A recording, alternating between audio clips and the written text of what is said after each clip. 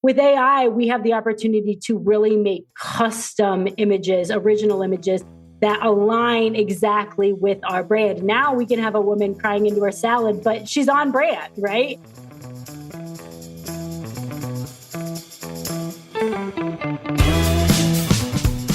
Welcome to the Agents of Change, the podcast experience you've been waiting for your entire marketing career. Search, social, mobile, AI, blockchain, and neuromarketing. These are the Agents of Change, and so are you. Digital marketing success awaits, and your transformation begins now. Welcome to another episode of the Agents of Change podcast. The podcast is here to help you reach and engage more of your ideal customers online. My name is Rich Brooks. I'm your host, as always, and we are up to episode 613, powered by Flight New Media.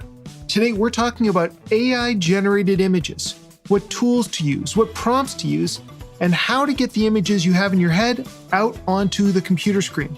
We covered a lot of ground in this interview, and I just found it endlessly fascinating, so the conversation did go a bit long.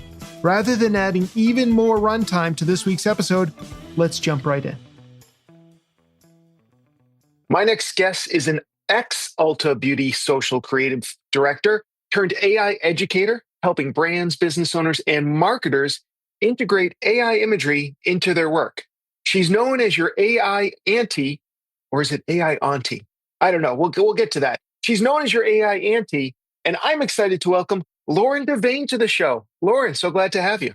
Hi, Rich. Thanks for having me. And honestly, I go back and forth between auntie and auntie too, because I'm like, it should be auntie. Like there's a U in there, but for whatever reason, some of us say auntie. So whichever you want to call me, that works for me. My aunts were always aunts when I was growing up. Same. So, it just doesn't feel like AI auntie. I'm like, it sounds like an ant, like a little ant. Right. Yeah. Auntie always seemed a little bit more posh or British to me, of which I am neither. So yeah, for me, you're my AI auntie.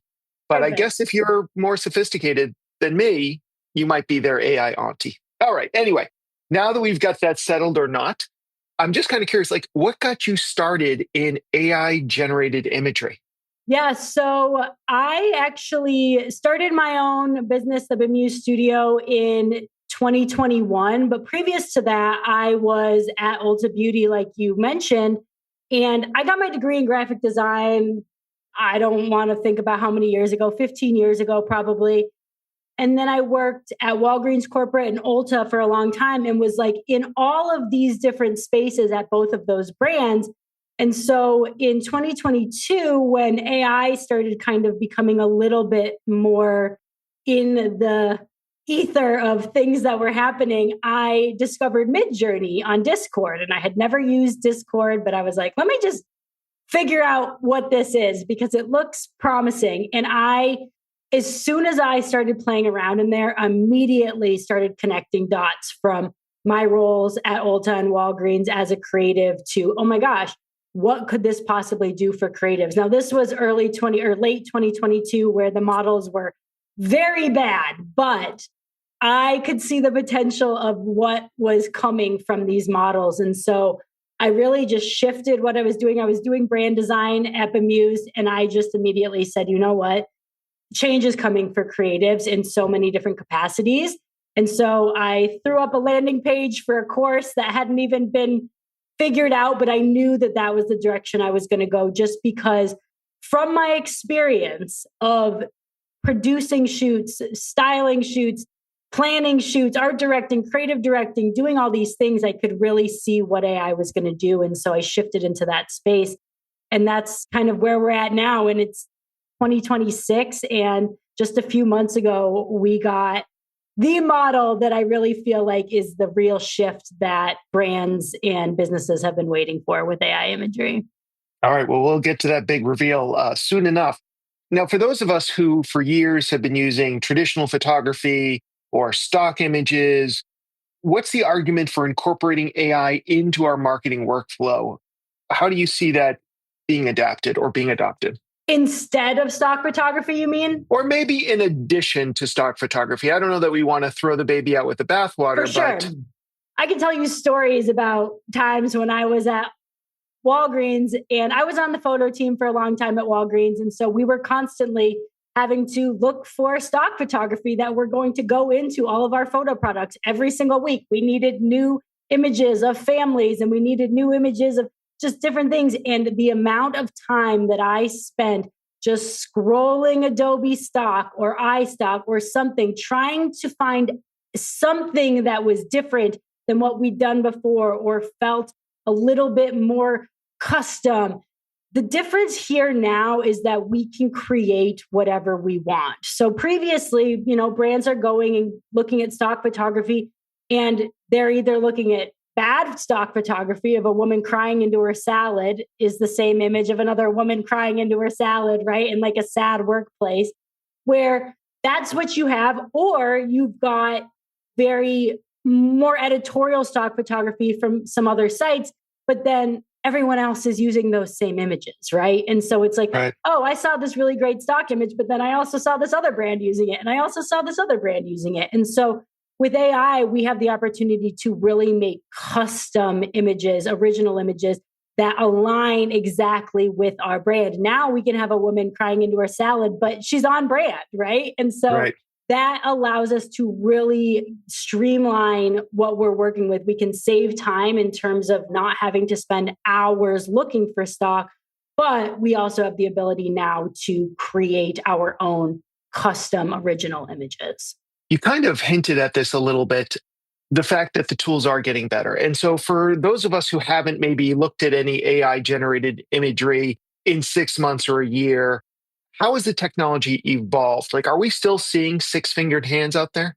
On occasion, you will still see some six-finger hands, but for the most part, most of these models are much better. And Google's newest model, Nano Banana Pro, which released just in mid to late November, so we're very new still. This model is unlike anything we have seen before.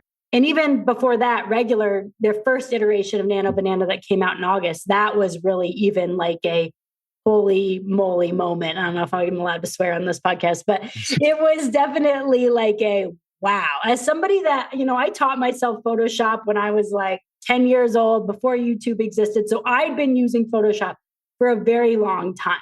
Previous to Nano Banana, we had models that could like make images, right? Like generate cool images from text. Nano Banana and Nano Banana Pro can do that, but they can also edit images like you've never seen before. And so that's another piece of this puzzle, is that we have the ability to create new original images, and then we have the ability to take existing images and change them. So if you've got an image of a model that's staring right at you, now you can say, show me this same model in the same outfit, but from a higher angle, or she's looking to the left, or whatever those quick changes need to be. Change her outfit, change the setting, change the scenery, change what she's holding, right? So now we have the ability to make these quick edits that maybe would have taken us hours or days in Photoshop, even someone that's been using Photoshop for a long time. It's really going to speed up our process as creatives now. So to answer the question, the models have changed drastically in the last year, 6 months. Honestly, the last 3 months has really been a huge jump as well. And they just keep getting better. I always say that today is the worst they're ever going to be. Absolutely.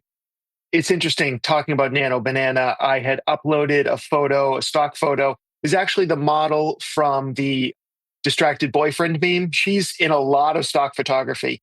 And she's holding on the beach a silver can, like it could be a beer can, it could be a Coke can, whatever it is. And Moxie, for whatever reason, is a popular brand of soda here in Maine. And I took a photo from their website and I said, can you put Moxie in her hand? And the attention to detail, like even where the shadow of her fingers over the can was all replicated and right down, like zooming in. It was just incredible. And I talked to a friend who does a lot of the image work that you talk about, and the amount of time he spends and would have spent in Photoshop would be hours to create something like that. And he can do it in moments using some of these tools. So, yeah, it's nuts. You mentioned Nano Banana, definitely one of the more powerful ones out there, but it's not alone. You've got Midjourney, you've got Flux, you've got Dolly. Have you found that there are different platforms, image generation platforms, that are better at different tasks in your work? And if so, how do you decide which tool you're going to use if you do have more than one? For sure. When we think about image models, they are trained on data sets of images that they've looked at, plus the metadata that is paired with those. And so each of these models is going to have different training sets. And so each of them are going to output an image in a different way, regardless of if you're using the same prompt on each of them. And so some of them are really good, like Nano Banana Pro is really good at being able to take a picture of a person and recreate that person's face in different places or different scenarios. It's also very good at taking a product. So if you are a product-based business and you have a candle or you have water bottles or you have phone cases or whatever it is that your product is, it's able to take a simple image that you took on your phone or a skew shot on white background and be able to repurpose that very, very well with down to the text even. And Nano Banana Pro can go all the way up to 4K. So you can get a lot more detail in those images as well. And so I always tell people, like, if you have a product that you're trying to use, Nano Banana Pro is going to be your best option. Now, I use a tool that's kind of like, it's an aggregator of different models. And so basically it allows me to access Nano Banana Pro. It allows me to access Quen. It allows me to access Seedream. It allows me to access Flux. It allows me to access ChatGPT image. So I can basically just go into FreePick, run a prompt and run it on each of these different models to be able to be like, oh, I like the vibe of this one. Because if you don't have a product or a person and you're just like, hey, I need to create some stock imagery of fake people, they don't need to be anyone real. I really love Seedream because I think it's really saturated, vibrant imagery. And I think it does a really good job of more like editorial style. So it kind of depends on like what your use case is. And then when we talk about Midjourney is not included in FreePick because it doesn't have an API right now, which basically means other tools can bring in their image model on the back end. And that's kind of what FreePick is doing. Midjourney doesn't have that, but Midjourney was kind of like the OG. That's where I started. It's still, and we're waiting for V8 to drop. It should be dropping sometime this month. We've been waiting for a while for it. Hopefully it will be better at text. Right now, Midjourney sucks at text. Anything that you have text in there, it's going to look like gibberish or like a non-language. It just isn't good at that. It's also not great at repurposing faces. I go to Midjourney when I just want to create and explore and have fun. I think of Midjourney more as the art side of things where it's like there's no goal to it. I'm just exploring. And it's real, like Midjourney is really cool because it has a lot of different things inside of it that most of these models don't have, where it has like mood boards and you can basically put together a mood board and then use that as your style on top of your images. So it's just a really fun place to play. Whereas if I have a goal and I'm working on like a client project and it's like, okay, this is what I'm trying to solve for, I'm not going to use Midjourney. It's just like, It's almost like that's your playtime, and go to the models that are like truly able to handle what it is and follow a prompt. Midjourney can't follow a super long prompt. It'll follow some parts and then you're like, wait, I asked for it to be in this scene and it's not in that scene, or that girl isn't wearing what she's supposed to be wearing. Whereas Nano Banana or Seedream, they're going to nail most of those things that you have in a prompt. So I think those are kind of the differences. Is it's like, what is your use case? And it does take testing because there's no way to really know what one of them is going to do. Like I was creating some images with hockey pucks the other day, and it was like Seedream thought hockey pucks were like a smash burger. Like they were so thin. And it was just like, this is what it thinks hockey pucks look like. I can't use this model. I need to go to a model that understands what they look like. So it's this kind of constant, like, which is the right model for what I'm trying to solve for. And that's why I like FreePick, because you have options to run it all right there. So FreePick, which I assume is not free, but it's a smorgasbord of choices, and you can run it. And can you see multiple versions? So if you say, I need a woman on a beach drinking a can of Moxie, suddenly you're going to see 7 versions of it, say from the 7 or whatever it is, AI tools that it's connected to, correct? Sort of. So you basically have to decide. So when you run a prompt, you go in and you say, I want to use Nano Banana and I'm going to run this prompt. If you're using Nano Banana, and another thing that I really like about FreePick is that on a lot of these models, you get multiple images per output. So if I go in and put a prompt in for like a woman crying into her salad in Central Park, if I run that in Nano Banana, I'm going to get 4, and I can choose up to 4 images back. Same with Seedream, I'll get 4 images. And so anytime you run a prompt with an AI image model, you're going to get a different image, regardless of if you're using that same prompt, because there are millions of possibilities for this image model to create something. You have to think about all of the parts of an image, the composition of the image, the lighting of the image, what that person looks like, what that person's wearing, what that person's pose is, like there's so many inputs in an image. And so I could put in that same prompt and run it in Seedream, run it in Nano Banana, run it in Nano Banana Pro. And all of these images are going to be different, but I can see them all right here on my screen. So as a creative, our job when we're using AI at this point is more like you are in the creative director chair now. You are the one making you're making the call on this is the best image. Out of these 15 images, this is the one that's actually doing the job that it needs, or this is the one that's closest to doing the job that it needs to do. Now, let me take this image and use it as a reference and make changes or go through that process. But I really believe that working with AI imagery, you have to think about it as a process, not just like I'm putting in one prompt and I'm going to get exactly what I want, because that's not the case. I think that with using FreePick, when you do get those multiple outputs, you are upping your chances of getting something good. And I think a lot of people, when they first start playing with AI imagery, they go into, maybe Google Gemini, they're using Nano Banana inside there. They put in a prompt, they get one image back and they're like, this isn't good. And it's like, well, yeah, you only gave it one try out of like a million possible tries. So it's like, if you ran that prompt a couple times, maybe you're going to land on something better. And I think that like is the shift people need to kind of start thinking about is it's like, you're not going to automatically just get what you want. And I think that's what people assume. And maybe eventually we'll get there and it'll be that good. But taste is a big piece of it. And you need to understand that like you are the one that has to make those decisions. It can give you 4 images, but you're the one that has to decide which is the best and why it's doing the job that it needs to do. So talking about FreePick, I haven't used FreePick, but I used a similar tool where I would have access to a bunch of the different image generation tools. And I ended up dropping it. And the reason I dropped it was because I preferred to have the hands-on control like I would get if I worked directly with Flux or worked directly with Nano Banana. Am I just missing something in the experience? And maybe the tools have improved, but it just felt like I was always one step removed from the process and I didn't have as much control with the toggles or dialing things up or down.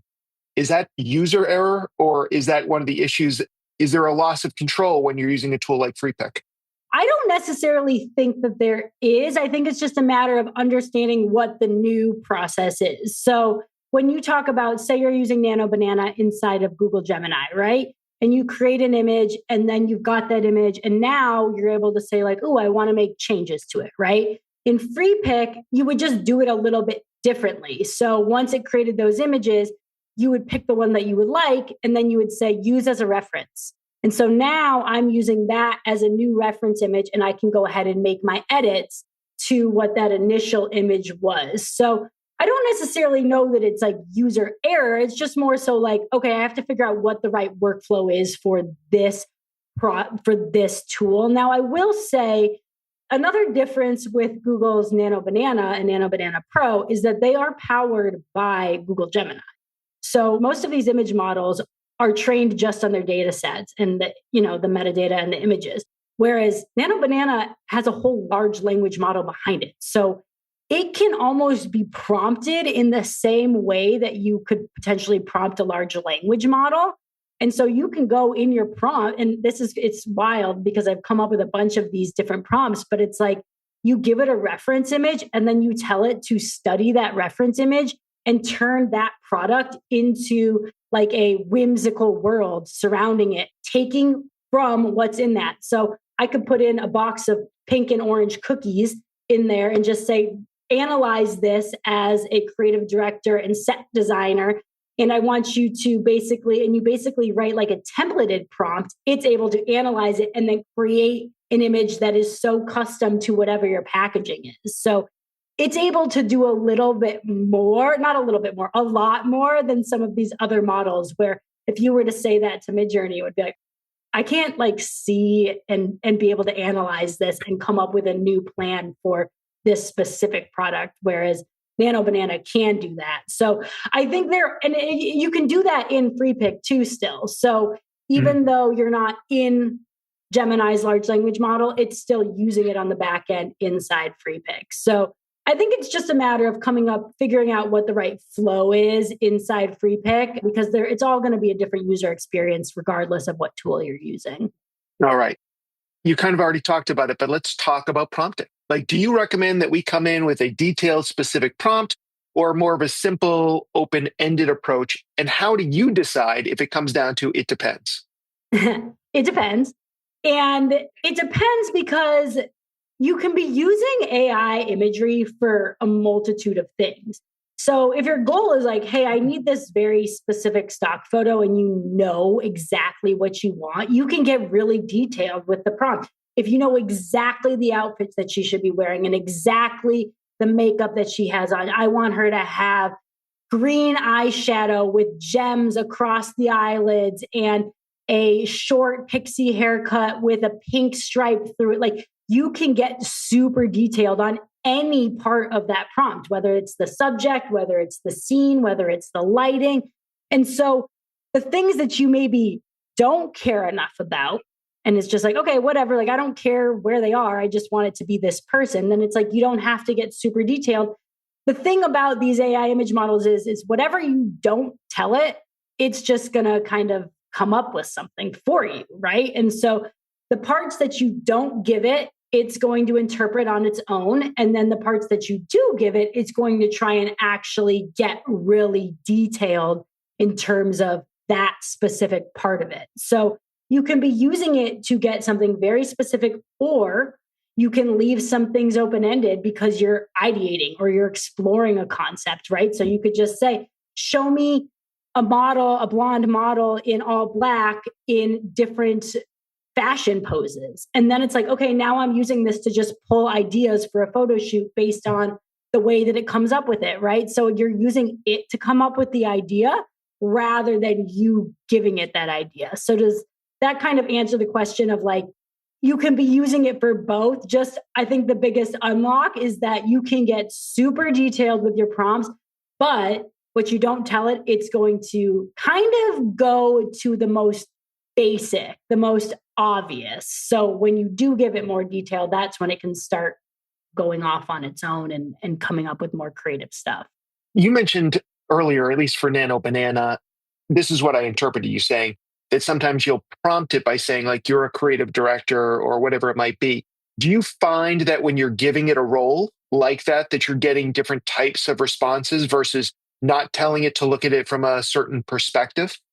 Yeah, but I would say the only model that prompting, I don't know what the word is, works with or whatever, yeah. is going to be Nano Banana because it's the one that has that. Like I've tried it with Seed Dream and I don't notice like a huge difference, but definitely like I've come up with some prompts where it's like, I'll take a mood board that I've created and I'll say, analyze this mood board. And then I've got like a longer prompt that breaks down, like, I want you to now turn this into like a landing page and tell it like, here are the different sections that I want from it. And it will literally create like a full, pretty high fidelity landing page that I could then be able to like go and recreate somewhere. And if you tell it, hey, I want you to act as an expert web designer or an expert UX designer, it's going to be thinking more from that perspective. Because when we think about large language models, they have general knowledge on everything, but it kind of stops at a level. But when you instruct a large language model to take on a role, now it's really narrowed down its understanding of what's good. If you tell it to be an expert XYZ, you're going to get far better results than if you just say, okay, here's here's the thing I need. Here's the test. That's great. I have not tried that. And I do love Nano Banana. So that'll be, as soon as I get off the call with you, something I'll start playing around with. Now, a big challenge that I have found is having AI stay on brand. And so what tips or tools would you recommend so that our AI generated images are reflective of our brand colors, our brand vibe, our brand guide? So another thing that I really like about FreePic is that FreePic has an option to, there's two things that you can do in there. You can create styles. So you could have images that already have kind of like the vibe, the aesthetic of your brand that you upload in there, and then use that style as kind of like a overlay on whatever your prompt is. I don't use that quite as much. But the thing that I really like is that they have an option and it works on any of the different models. They'll end up interpreting it a little bit differently, but you can create color palettes. So I can go in and put in whatever prompt I want and then just infuse my color palette into it. So when I'm creating social assets and stuff like that, I just turn on that color and it's like, boom, now this feels appropriate for my page and I can run this and it's like, boom, easy peasy. But I do think, having set brand guidelines and understanding as a brand, what are our brand colors? Where can we deviate? What is our photography style? Is it bright and airy? Is it moody and editorial? Knowing that is going to help you then be able to consistently prompt for that. You can also, rather than training a style, you can use, like I said, you can use reference images. And so with a model like Nano Banana Pro, you get, I want to say, if my brain is correct, up to 14 reference images at a time. So if you've got a couple different reference images, you could be like, hey, I want you to pull the lighting style from this image, but I want you to pull the composition from this image. And so you are able to kind of take existing brand assets and use those as knowledge and reference to the models when you're creating new images. Interesting. I have had some success. I was just putting together a blog post recently and had some images that I wanted to generate. They were in my head. There was nothing in stock photography that was going to do this. And I gave it the prompt for what I was looking for, but I also included the hex colors from and that seemed to be honest, I did not go in with the eyedropper afterwards and confirm that was exactly DEF 143, whatever it was.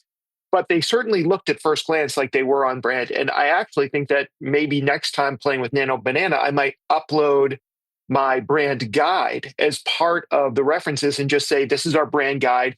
Now I need images that do this, that reflect our brand guide, and see what kind of results I get. So to that point, therein lies a difference between being able to work with Nano Banana inside of Gemini versus using it in FreePic. Because you can do that. Because when you're working with it in Gemini, you're working with it as if it's a large language model and it's creating your images right in there. So in that case, go in, upload, have it understand exactly what your brand is, and then maybe be like, okay, now I want you to create some like prompt templates that are leaning heavily into what our brand, like what you found from this brand. And you can have it create images right there in Gemini. The only problem that I find with doing it right in Gemini is one, you generally get a watermark in the corner. And then also you are only getting one image at a time. Now on FreePic, you only get one image at a time with Nano Banana Pro anyways, which is so frustrating, but it's the best model. It's the most expensive technically, but on the FreePic plan that I'm on, which another reason that, and again, this is not sponsored by FreePic. I just really like FreePic because I think it really is really great, because on the plan that I'm on, I get unlimited image generations, except for 4K Nano Banana. So all of my credits that I'm paying for are going towards upscaling my images or turning them into video.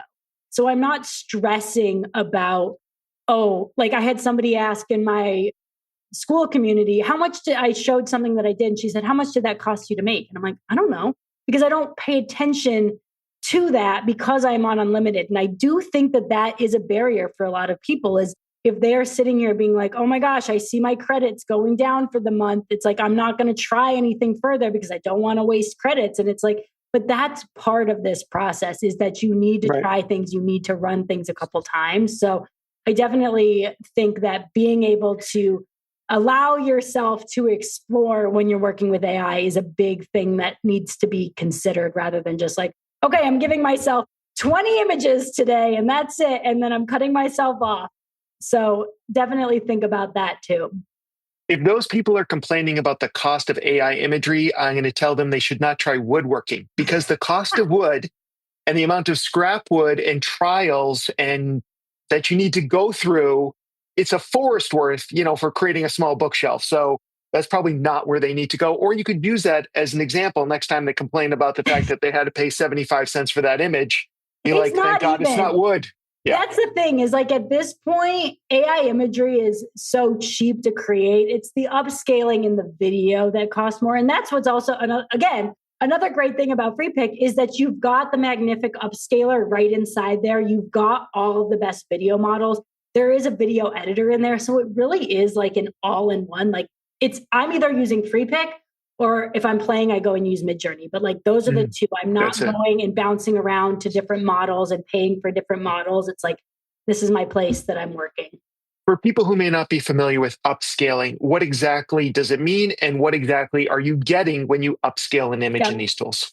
So when we think about upscaling pre-AI, if you had an image and you just went and stretched it because you're like, I need to make this bigger because we're printing this on a big banner or whatever it is, you would go in and you would stretch it and all of a sudden your image would look like crap because it's pixelated and it's blurry because all you're doing is taking existing pixels and stretching them, which is not going to look good. But now that we have AI, upscaling is rather than just stretching an image, AI is looking at the image and predicting what colors different new pixels would be and actually creating new pixels in that image. And so now we're able to take existing images or images that we created with AI and make them much larger in a way that it is sharp and it's clear and it's not going to be degraded by just poor quality. And so when we're working with AI image models,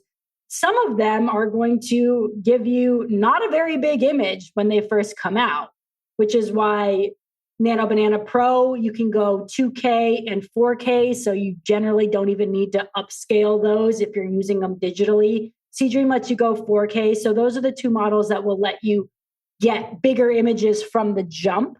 But if you don't have that, then you can go into Magnific you could go to Magnific and sign up for their upscaler outside of FreePic. But they've also just released a skin enhancer. And that's a big piece of it too, because when you're creating these AI images, there's still a little bit of like, that looks like AI-esque to the skin or the eyes. And so you can go in and bring an image in there and there's an option in the skin enhancer to just like choose like make real. And it's like you run it and you're like, holy moly.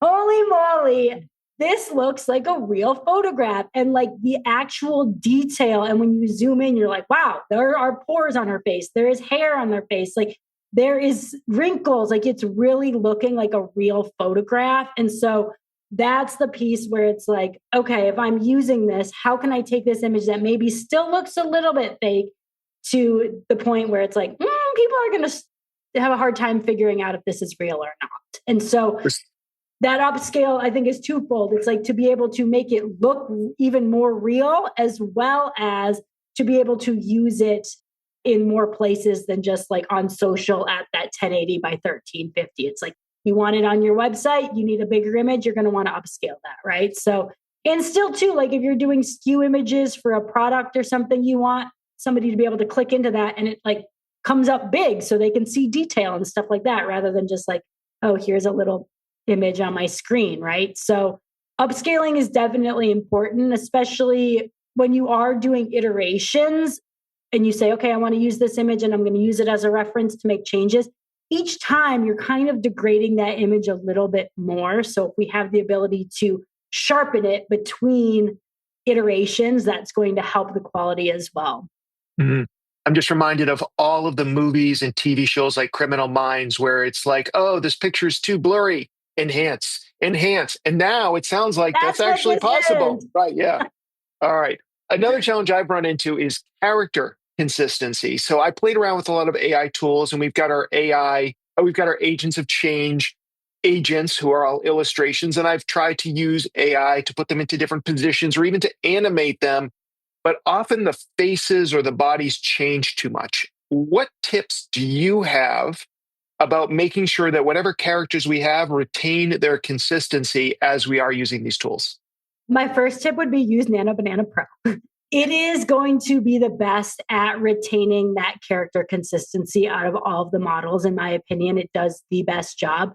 But also remembering that you could run it and you could get something that looks nothing like your character and then run it again, and it's exactly your character. So I also think when you're using Nano Banana Pro, like previous to Nano Banana Pro, we had a lot of these models where, I don't know if you've heard the term Lauras, but they were basically like, you would have to train these models more specifically with a lot of different example images. And now they're kind of going by the wayside because Nano Banana Pro needs like 1 or 2 references.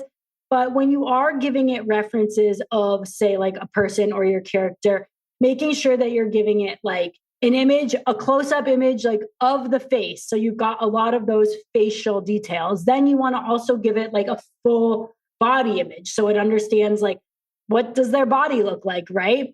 And then maybe giving it like a side profile image so that it has that understanding. Because if you say, hey, I want her to looking to the left, is her nose going to look the way that it should from that perspective, right? So giving it like a couple images where you've got good detail and you've got a couple different angles is going to be helpful. The other thing is when you're prompting, if you've given it that image as the reference in your prompt, and I think this is going to be something that we're going to see a lot more in 2026 than we've seen ever before with image generation, is negative prompting and telling it like what you don't want. And so getting specific, saying, do not change anything of the character. Keep her face exactly the same. Keep the clothing and the wardrobe exactly the same. I want her hair to be the same. I want the lighting to be the same. Do not change these things about it unless you are looking for it to change, right? So you're like, maybe it's like, I want everything to be exactly the same except for put her in a green velvet suit, right? And so when we're talking about prompting, there is like a full prompt framework that I have, but also thinking about it as when you're giving edits, it's very much natural language. So how you would say it to a person is how you would say it to these machines. So think about it almost as if instead of directing your photographer or your stylist to make these changes, you're just telling the bot to do these things, and it would be that same language. And so I think a lot of the time you will, again, that process, it's testing. So you'll run it and you'll notice something and you'll run it again and you'll notice that same thing. And so you're like, okay, I need to go and change this prompt because it's hitting this, but it's missing that. And so you go in and you adjust your prompt a little bit more. Okay, keep her eyelashes exactly the same because you notice that it keeps changing the eyelashes. So it's a matter of that, like, okay, let's try it. It's a test and try kind of situation, unfortunately, because I think a lot of people think, oh my God, it's going to save so much time. It is saving time, but at the same time, it is taking time as well. Yeah. You've used the phrase prompt framework a couple of times on this call. And I'm just wondering, what does that mean to you when you say that you've got these prompt frameworks? So I kind of, from my previous experience at Ulta as a creative director and an art director and being on sets and on shoots, I've kind of figured out what are the things that are important to go into an image, right? Because a lot of people, like we've been using the example of like a woman eating a salad looking sad, right? It's like, okay, but what does that woman look like? What kind of salad is she eating? What kind of bowl is it in? Where is she? Like, there's all of these things. And so I've kind of broken it down to, you've got like your subject and what they're doing, right? And then you've also got like the scene, like what's happening around that person. And then you've got to think about like, and all of these things should have either as much or as little detail as you want. But then you need to think about like, what is the composition of this image, right? Is she sitting in the corner of the shot and the rest of it is open, or is she centered right there? So like, how would a photographer be kind of composing this image? Are we shooting from above? Are we shooting from below? And then thinking about like, what is the lighting? Because lighting is a big piece of it too. Is it daylight? Is it, nighttime lighting where we just have like one streak of light coming in? Is it glowing colored lights from either side? So really kind of how the lighting is really going to help the vibe of what that looks like. But then also thinking about like the aesthetic and I guess the vibes, right? Is it Y2K vibes? Is it London Underground vibes? Is it 60s, 70s disco? Is it restoration hardware? So it's like you can infuse any of these different styles, aesthetics, subcultures, any of that sort of stuff in to kind of fill in the gaps of what you have in your prompt. So if you immediately just tell it Y2K vibes, you don't have to give all of these extra details about Y2K is. It's going to kind of infuse and understand that this is the aesthetic that I know to be Y2K and infuse that in automatically, right? And then, so it's kind of like there's all of these different pieces to the puzzle, and my 7-pillar prompt framework has just these 7 different pieces to it. And I've actually created a custom GPT that is trained on that, as well as trained to kind of work in the roles of a whole creative department. So you could just jump into the GPT and say, hey, I've got this idea for this image of a woman sitting on a stack of presents.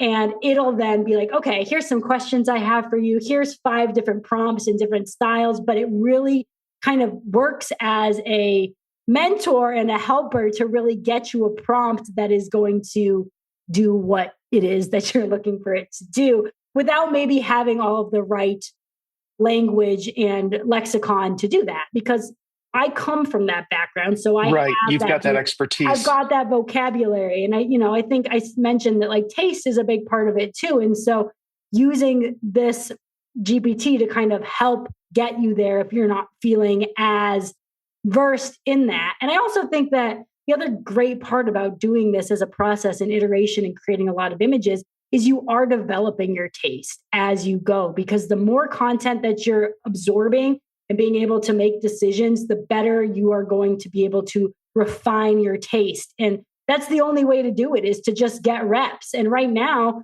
it's hard for creatives to just develop taste. And so to be able to kind of you can even use like that custom GPT to be able to review images and say, okay, of these 4 images, can you break down what makes each of them good and what's problematic about each, and tell me which of these is the best option to go with? And so then you're learning. You're not just like looking at these images and having to make that decision on your own. It's like, oh, I can use AI to even help me understand what is a good image and why it's a good image, right? It's like explaining the composition and why your eye is going to go somewhere first. So it's almost like being able to supercharge your taste refinement. And I really believe that as we move into this new AI world, taste is going to be the differentiator, because we all have the ability to use the exact same tools. So the ones that are going to win are going to be the ones that already are creative and already are able to make the decisions of these 10 images, this is the image to go with. All right. I know we're going a little long, but this is fascinating. Last year, the term AI slop entered the lexicon, and we've all seen it invading our social media feeds. You may have already touched on some of these things, but what is the secret to creating AI-generated images that feels high quality and passes the slop test, in your opinion? Yeah, I mean, I think that goes back to what I was just saying, is that it's the taste element, is understanding what actually looks good, what is actually moving the needle. And I think there's always this debate around like, is AI art, whatever people want to say. But I think art is also political, but it's like art is someone saying like, this is what I want to put out into the world. This is my interpretation of whatever it is, and feel what you feel when you look at it. Whereas design or photography for brands or business owners is more aligned with like design, where it's like there is a goal to this. There is a point to it, and we are trying to make someone buy something. We are trying to make someone feel a specific thing. We are trying, you know what I mean? And so it's like there are 2 different kind of worlds where it's like the slop, I mean, both of them could have slop in it. But generally speaking, I think the slop is coming from people that don't have the refined taste and don't have like there's no point to it. Like I think we're seeing a lot of the slop on Sora, which is OpenAI's like video model. And it's just, I go on there. I haven't been on there honestly in a long time because I just go on there and I'm like, oh my God, the stuff that is on here is just garbage. And it's just because it's people creating dumb stuff that they're just like, oh, like whatever. And I think that's the same as like, even if we weren't using AI, like there's bad photography out there. There's bad drawings or illustrations or paintings. Like it's a matter of taste and a matter of being able to discern what is going to move the needle dependent on whatever it is your goal is with these images. If your goal is to just go and create art and you want to create digital prints in a certain style that you now sell on Etsy and that's your vibe, that's awesome. And that's some people that like your aesthetic are going to come and buy your stuff. But if you're just creating randomly and throwing random dogs getting arrested and like just weird stuff like that, it's like, well, what is the point, right? And so I think understanding the point and having the ability to refine an image and have the taste to discern what is the image that is going to work is going to keep you on the other side of the slop. All right. If someone wanted to take one actionable step towards using AI for image generation in their marketing and their business, Lauren, where would you suggest they get started? Well, they could get started with my course. I have a course that is called Foundations of Photography, FAUX, because we know it's fake, but it sounds fancy. But in that course, I teach specifically in free pick how to work with the different models, the differences between the models, understanding how to use the upscalers and some of the other editing tools, how to prompt properly, how to edit, how to prompt for edits. So it's really like a very great place to start if you don't really have much understanding about it. But if you're like, listen, I don't need a course to start, I think jump into Google Gemini and play around because you do get a couple free iterations using Nano Banana or Nano Banana Pro and just play with it. Throw in a prompt or even ask it, help me write a prompt because again, it's a large language model. So it can do that and you could explain what you need and then just see and run it a couple times and start just getting your legs, kind of your feet wet in that world and understanding like, oh, I see what I can do. Or, oh, I understand that like I can take my product now. And so try some of these things. If you have a product-based business, drop your product in there and tell it, hey, I want you to put this in 3 different scenes and let me see, or show me this from different angles and really start, because I think I can talk about it all day, but until you really see it happening in front of you in a personal way where it's like, oh, that's my product or that's my idea come to life, that's when I think things really start making that connection of like, oh, I see how I could be using this, because truly there are so many ways that brands and businesses can be using AI imagery at this point, now that it's at the level that it is. So I would say either jump at the course or grab the custom GPT that'll help with prompting, or just start playing. Just start playing, get a cheap membership for one of the models and just play a little bit and see what you can do. Awesome. If people want to learn more about your course or follow you online, where can we send them?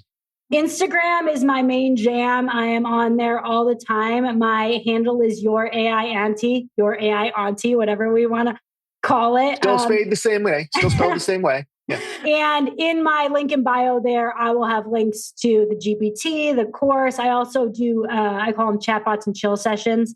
So one-on-ones, if you're like, Lauren, I don't want your course. I just want you to like hold my hand and tell me how I could be using it for my business.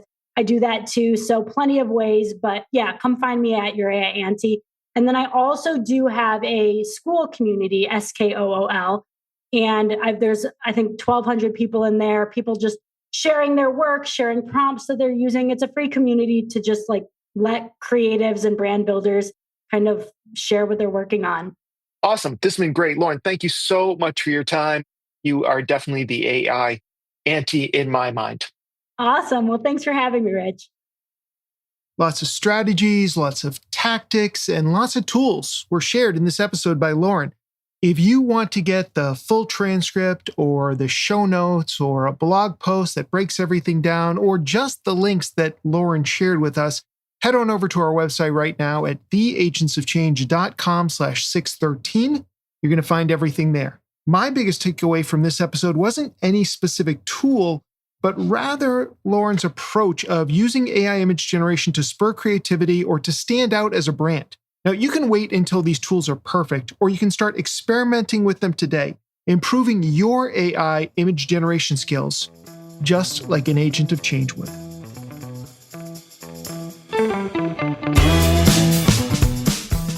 Don't miss another thrilling episode of the Agents of Change podcast. Be sure to subscribe on your favorite podcasting platform.